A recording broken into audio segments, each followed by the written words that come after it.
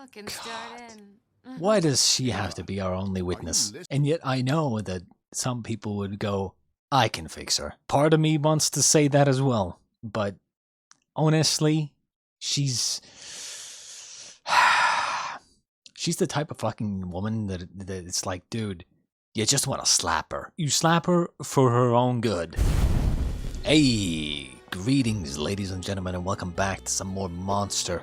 That's right, we are back with episode 52. Previously on episode 51, the Monster's love letter. It was pretty obviously hinted at. The twins' father was the quote-unquote original monster, right? The monster who sent a love letter to the woman, and then they had the children, and then you know, the twins turned out to be kind of weird. Kind of weird, bro. It was also, like, in the letter from the monster to the lady, he mentioned that her name was Anna. Now, Anna, maybe, I'm not sure yet, maybe I misunderstood something, but Anna could be the name of the twins' mother. Also, Tenma being transported back to Germany, and Lunge seemingly doesn't even give a shit. Clearly, Lunge has changed the direction of his investigation. Not so much caring about Tenma anymore, or maybe even realizing that Tenma was telling the truth, that he's innocent. Or maybe, at least, that there is more to the investigation than just, you know, Tenma having an alternate personality. Regardless, I'm just gonna get right into it, honestly. No point in stalling. Episode 52. My consciousness awoke inside a coin locker. In complete darkness. Blue. Da ba dee ba da da, bo da dee da da da, da da dee da da da. I want to go to Tunisia. I want to go to Japan. Like everybody else in the world. 1891 devised a means of escape. Spent 6 months filing through the iron bars of his cell with a large nail sharpened into a file. He was caught 3 days later and sent to Kreiner prison. In 1993, escaped through a drainage pipe. Prison-issued garments soaked in sewage were found on a nearby riverbank. Soon arrested again for the attempted robbery of a Maximilian and Company payroll delivery truck. In 97, broke out of Ingeborg prison through a hole in a shower. What is this, prison break? Spent a year digging an escape route with a spoon. I escaped through a sewer once, so you better believe I know what I'm talking about. Shut up. That's, bro, that's assault.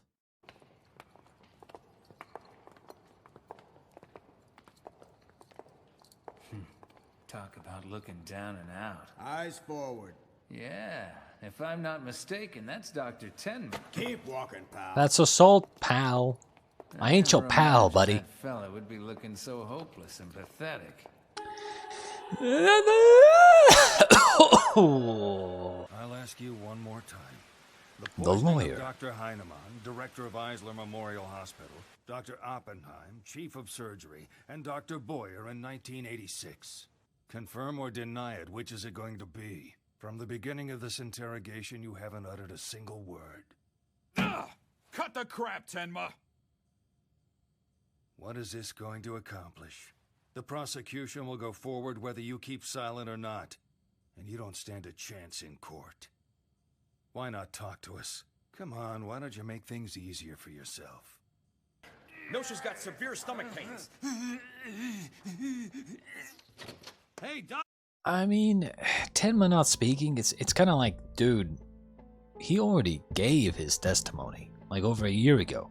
Or like, actually, well, 10 years ago. Because, yeah, he gave the testimony for the hospital director death. Told them about Johann and whatnot, right? And then, I guess, yeah, he did kind of run away when Nina's parents were killed. Dr. Dueler! Has anybody seen Dr. Dueler? He's in the examination room. Apparently Peter drank some kind of cleaning fluid. I'm heading over Peter! there now. He's faking it. It sounds to me like he might be choking on something. What? I can't breathe. Oh, man. Guess we have no choice but to ask him. Huh? Tenma, the doctor. How do you... How do you not have... You know what? Never mind. I'm not even gonna. Think you can take a look at him, Doc? He's faking it.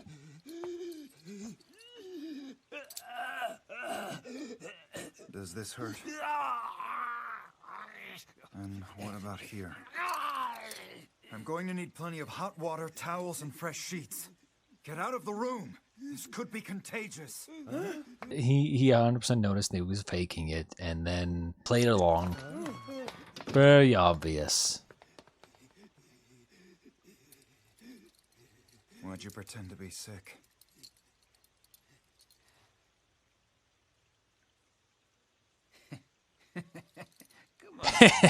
I'm a fucking little douchebag. I'm evil. Mercy. I must be losing my touch. You're the first doctor to see through my act so fast.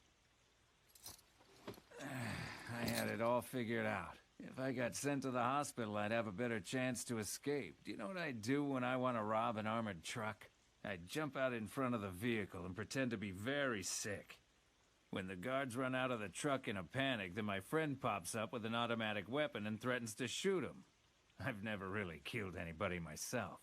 That's where you and me kind of differ. I despise cramped spaces like this crappy little rat hole. My consciousness awoke inside a coin locker. In that total darkness, my mom and pop would put me there while they went off to work. I'm not a fan of whenever a lot of stories try to do this where they obviously have a fucking douchebag criminal in the show and then they try to, like, I don't know if you call it justify, but like they try to redeem them by giving them some sort of sad, pathetic backstory. And I'm like, dude, I'm sorry to tell you this, but like, just because you were abused as a child or you were traumatized or whatever the fuck, right? That does not excuse or justify your actions now, right? It just doesn't. Whenever whenever there's like a serial killer or a murderer or something, right? Someone does something bad, and then there are people who like start saying stuff like, oh, he was also abused when he was a child. It's no wonder he did this. It's like that. It sounds like you're trying to excuse his behavior. No thanks, bro. Like, I don't care that he was literally the most depressed, the most saddest fucking child when he was growing up. I don't fucking care. He fucking murdered people. He broke the law. It doesn't matter what his fucking childhood was. It doesn't matter that his story is super sad when he was growing up. It doesn't matter. Now, as an adult, he made the decision to break the law. So, I mean, you know, I fucking hate people who try to justify or excuse criminal acts because, oh, they were abused as a child or they were traumatized as a child, blah, blah, blah. They can't help themselves because that's how they grew up. Shut the fuck up. That's some bullshit. In other words, whenever I hear a character that is a criminal trying to like give their sappy backstory, I don't care. I just don't care. You know, you can't excuse your criminal behavior by having a sappy backstory. They're still a criminal. Mom and Pop just left me. They probably went to Tunisia by themselves. That's the place to live. As soon as I blow this joint and I'm out of these, I'm going to Tunisia. What will you do if they catch you again? I'll just escape again. I'll keep on doing it, no matter how long it takes. I suppose this is going to be just another day of silence? The truth of the matter is, even as we speak right now, terrible things are happening. So I have to tell the truth. You won't believe it. You won't believe a word I say. But that won't stop me. I have to keep fighting. And I'll keep on doing it no matter how long it takes. Over and over again. I'll tell you nothing but the truth. My father moved from Sudetenland, Czechoslovakia to Germany, starting a small radio station there in 1949. But in the 60s, during the Cold War between East and West Germany, he was arrested for being a spy. My father proclaimed his innocence, but was convicted to 20 years in prison. In 1973, while I was in the gymnasium, my father's innocence was proven. After graduating in the what? from Dusseldorf... In the what? In the what? In the gymnasium, father's innocence was proven. Of course it After was. graduating from Dusseldorf University, I joined the large firm of Hoffman Law. In my first case, I defied expectations and proved the innocence of a falsely accused defendant. One after another, my victories in the courtroom continued to grow.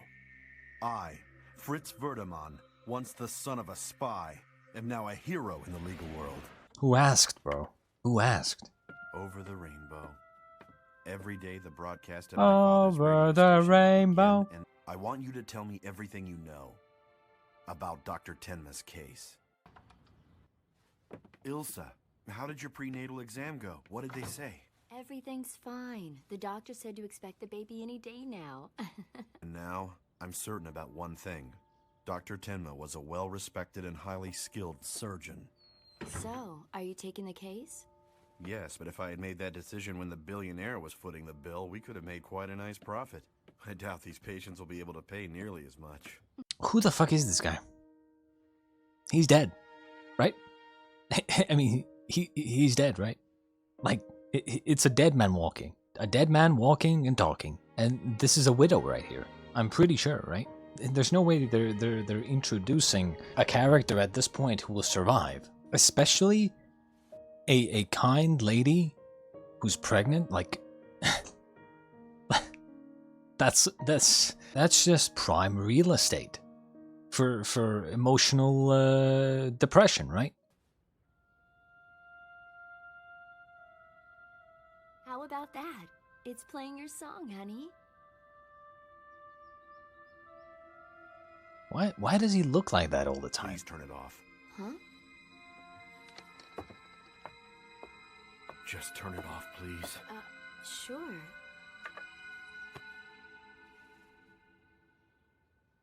How about we go out and get ourselves some dinner? Right, I didn't even think about it, but his father was a spy. Remember, Grimmer also had some weird shit, you know, some brainwashing shit going on. And now this guy, I wouldn't be surprised if this guy also is somehow connected. This guy just seems weird. You want me to start my story from the beginning one more time? Because I'm gonna keep on telling the truth. Over and over, as long as it takes.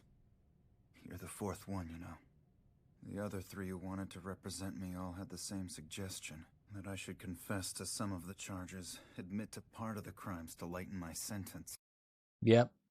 I fucking hate that, by the way. Like, you have no idea how much. You have no idea how much I fucking hate that. I hate the goddamn, what was it called? Like a plea bargain, right? Or like a plea deal or something. It's like you confess to the crime to get a lesser sentence. And the most disgusting thing about it is the fact that there are literally like police and detectives who, and this is not always, obviously, right? This is not always everywhere. I'm just talking about there are instances where this happens, where police and detectives, they will actively lie to the person, to the suspect, to the person being questioned. They will lie and say, you're gonna be behind bars regardless, so you might as well take the deal to lessen your sentence. And it's like they're straight up lying to the person to get a confession out of them. That is like, that is the most absolutely disgusting behavior. The most disgusting thing a fucking police officer could ever do. Because I mean, what is the innocent person gonna do? It's kind of like, dude, this police officer who has the information is saying that I'm going to be behind bars for like 20 years anyway. So of course, like if there's a deal on the table that can lessen my sentence to 10 years, like if I'm going away anyway, yes, of course I'm gonna take the deal. But the only reason in reality why you're going away to prison is because you signed the deal, right? They bait you into signing the fucking confession. And it's like, it's so fucking cringe. It's so fucking disgusting. That's all they wanted to talk about. I'd assumed as much. It seems to me you don't really care too deeply about proving your innocence. You apparently would rather spend your time proving the existence of a certain young man named Johann. Yes, that's right. Dr. Tenma, when did these events all Why does start he look happening? like that? Like I've been saying, when a boy with a gunshot wound to the head was brought into the emergency... I know, but something must have happened before that, so what was it? What do you mean before that? A Turkish woman was yelling at me. Give me back my husband! After all, people's lives aren't created equal. But human lives are created equal. I'm pretty sure I said this when it happened. This was very early on, episode 1 or 2 or something. But people's lives, I mean, are people's lives created equal? It's kind of like, yes, if you get rid of everything else, right? If you have a like, let's say a doctor, right? If you have a doctor and this doctor has 2 patients and the doctor has no idea who any of these people are. They don't know either of these patients. They have no idea. They're both the same age, the same sex, and they're both injured, right? In this case, you will not prioritize one like injury over the other because they're the exact same, essentially. So in that sense, yes, people's lives, or, you know, lives are born equal, yes. But then it's a very idealistic way of thinking about it, because ultimately that's not how our society is, right? There are plenty of things that must take priority. I mean, as an extreme example, you can just have the son, let's say you have 2 children that get injured, right? One is the son of some random person, the other is the son of the president. Which one is gonna get priority? The son of the president, obviously. Why? Because the president is more important. You know, other times it could be different factors, like, let's say, I don't know, you crash on a uninhabited island in a plane, and then, you know, you're a doctor or something, and you have to determine like who to help first, or maybe you only have enough medicine for one person, but there's 2 people injured. One of them is maybe an older person, the other one is a younger person, right? Let's say it's two men. One is like 45, 50, the other is 25, right? First glance, you think, I should heal the 50-year-old because he's older and obviously more likely to have complications. But then you think you take a second glance, and you're like, well, we are kind of on an abandoned island here, or an uninhabited island. We want the strength of the 25-year-old, who's in shape and stuff, right? But then you're like, well, let's take a third glance. The 50-year-old actually has survival knowledge, right? And can help us survive as a group. And so you kind of like, you go back and forth, what skills they have, what they can provide, you know, who they are. All these things matter. And so people's lives are not equal. Maybe we're all born equal if you strip away everything else. But even at the moment of birth, when the children are still babies, right? Even then, there could be certain factors at play, like how rich is the family, how, you know, who is the family? Are they just a bunch of nobodies, or are they the president, right? All these things will play into whether or not one child gets priority over the other. Although, but it's kind of like Tenma saying, ultimately, that's kind of what doctors have to do, right? They are sworn, or at least I think so, but like they are sworn to like heal or treat people without prejudice, and you know, see people equally, Crime is that I and not give anyone any priority or anything. I don't know. But do doctors even have the right to choose who they treat based on the quality of a patient's soul? People's lives aren't created equal. They are all equal. I can't explain it, but I know that it's the truth. Well, actually, I mean, there's no truth. I would say it's a discussion. It's a debate. That's all it is, essentially. They could be equal. Ideally, you would want them to be equal. That's, as I said, it's the most idealistic version of it, of the discussion. But someone else could say, well, they're not equal. People's lives are not, they're not born equal, right? It's just a discussion. There's no real answer here. Same way with lawyers. We can't tell what kind of a person the accused is. Here's a list of names of the people who asked me to represent you in these legal proceedings, Doctor. Dr. Tenma, I will accept your case. I'll represent you. You know, lawyers can't tell what's inside a client's heart either. There's only one thing we can do when we represent someone. Try to have faith in him. I mean, that's easier said than done, because ultimately there are plenty of lawyers who represent obviously guilty parties, and they still do it because they get paid. So, yeah, I mean... Didn't you hear me? I said one more. Fuck Ava. Fucking... God, I love to hate her. You're the vice branch manager at Nordrhein West Bank. Don't give me that look. I can drink here if I damn well wanna. Whether you like it or not, Ava Heinemann has returned home to Dusseldorf. Certainly brought me a wealth of important information. Thank you, Dr. Reichwein. Listen, I've been trying to reach you ever since I heard that Dr. Tenma had retained you to represent him. I'm sorry you had so much trouble. I've been out investigating everywhere. Investigating? That's right. I've been meeting with the former patients of Dr. Tenma who hired me on in this case. Did you Why? learn anything? Well, just that they think he's wonderful and that they owe their lives to him. Yes, but did you get any evidence that would be useful? Not really. I'm hoping to find a witness or someone who can provide Dr. Tenma with an alibi. In my opinion, to establish Tenma's innocence... Blonde woman, alcohol, smoking. Listen, Doctor, regarding that part about Dr. Tenma planning to shoot that young man named Johann, when you're called to testify, please omit that. Huh? Please hear me out, Dr. Reichwein. The country wants this case closed, so any scapegoat will do right now. My child will be born soon. I want him to live in a world where true justice exists. Judges and prosecutors... Justice. I am justice. So they carelessly rush to condemn innocent people as guilty. It's high time this country repented. That happens today as well. True justice. Justice. Anyhow, I'm looking for a particular witness at the moment. Oh? She might know something which could prove vital to Dr. Tenma's defense.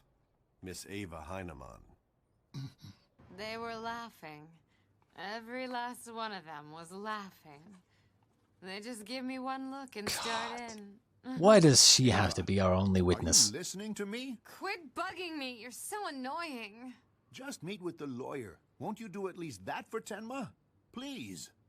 Huh? And yet I know that some people would go, I can fix her. Part of me wants to say that as well. But honestly, she's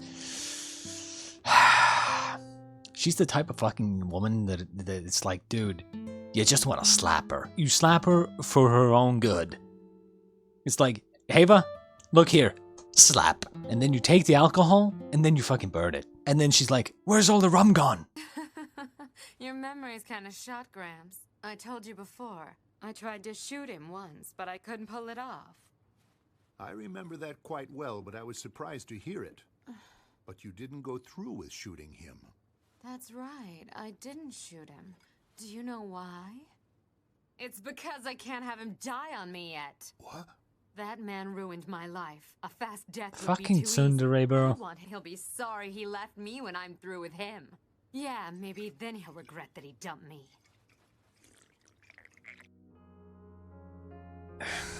I said this last time when she said that, but if we were to reverse the tape and go back in time real quick, I am 100% sure, super certain, that you broke up with him. And then yes, you tried to get back together with him later, after sleeping around with a bunch of guys, might I add. And then he was like, no, I've already moved on, maybe you should too. And then he left. That's not, you didn't get back together. You were already separated by then. Right? You dumped him. Oh my god. I'm telling you. I just want to slap her. I just want to slap her. Ava, I just want to slap Ava. I just want to slap her. I just want to slap her. For her own good. For her own good. I'm not advocating for slapping women, but like for her own good, I want to slap the alcohol out of her face. Just wake her up and just slap her.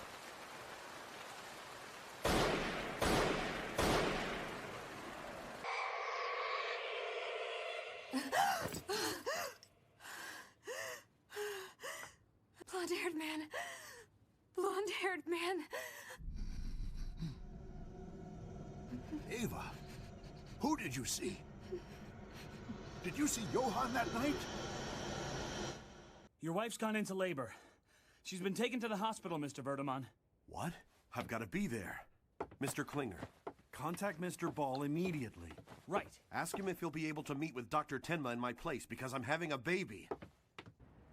Nice to meet you. I'm Alfred Ball. Mr. Verdeman asked me if I could come meet with you today. How are you doing? Getting enough sleep in this place? I guess. Well, Who is this guy? Oh. I used to be right-handed, actually. I'm still having a little trouble adjusting to holding a We saw the same guy in that lawyer guy's office, but we didn't see his face. He reminds me of fucking what's his name, Roberto, from the back. my left to write notes. You see, my right hand doesn't work too well anymore. Perhaps you remember me now. I know I've lost quite a bit of weight. Yep, I gotta admit, I even impressed myself. To think that I was... I fucking told you, you know? Of course he's not dead. Fucking Johnny Bravo looking ass saved them. able to escape that sea of smoke and fire. You caught me by surprise when you actually shot me. You know, it's kind of funny. I can't seem to hold pens worth a damn, but yet I'm able to handle a gun just fine. To tell you the truth, I'm thinking of killing someone. I'm thinking of killing your former fiancée, the lovely Ava Heinemann.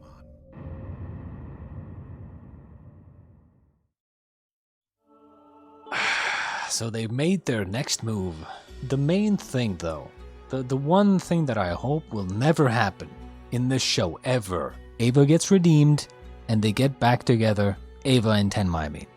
Like, hell no, right? Like, hell no. If that were to happen, 0 out of 10 from me. Okay? I wonder what Johann is doing at this moment. What is he doing? I mean, he has to be doing something. Probably sent Roberto to threaten... I mean, is that what they're trying to do? Tell Tenma that, hey, confess to the crime, or we kill Ava, or something, right? And that's kind of the problem, that if you were to threaten Tenma with something like that, he would probably just agree to it, because what can he do? You know, he's too good of a person for his own good. He would sacrifice himself to save someone else, even a woman as bad as Ava. God, I want to slap her face. Slap the alcohol straight out of her system. I don't know why, but like I still have hope for Ava. Surprisingly. As I said, I don't know why. Something about her, I sense. I sense, I smell hope.